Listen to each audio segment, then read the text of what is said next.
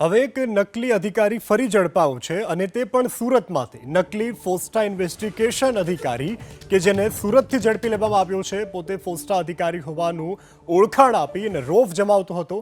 Federation of Surat textile એસોસિએશનના ફરજી I card તે બનાવી અને રોફ જમાવતો, વેપારીઓની પાસે પૈસા પડાવતો, લોકો પાસે ફોસ્ટાના નામે અત્યાર સુધી લાખો રૂપિયા પણ પડાવી ચૂક્યો છે આરોપી।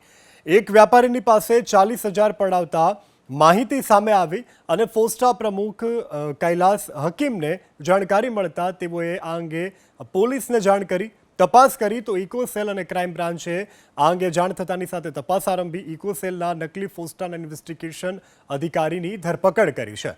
તો પોતે ફોસ્ટા અધિકારી હોવાનું કહી રોફ જમાવતો, નકલી આઈ કાર્ડ પણ બનાવ્યું હતું અને લોકોની પાસે પૈસાની ઉઘરાણી કરતો હતો, પૈસાનો તોડ કરતો આ નકલી અધિકારી કે જેને ઝડપી લેવામાં આવ્યો છે।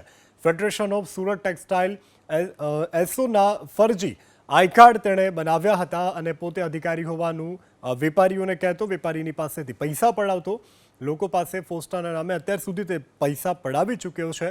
આખિરકાર આ નકલી અધિકારીની ધરપકડ કરી લેવામાં આવી છે। ઇકોસેલે નકલી ફોસ્ટાના ઇન્વેસ્ટિગેશન અધિકારીની ધરપકડ કરી છે।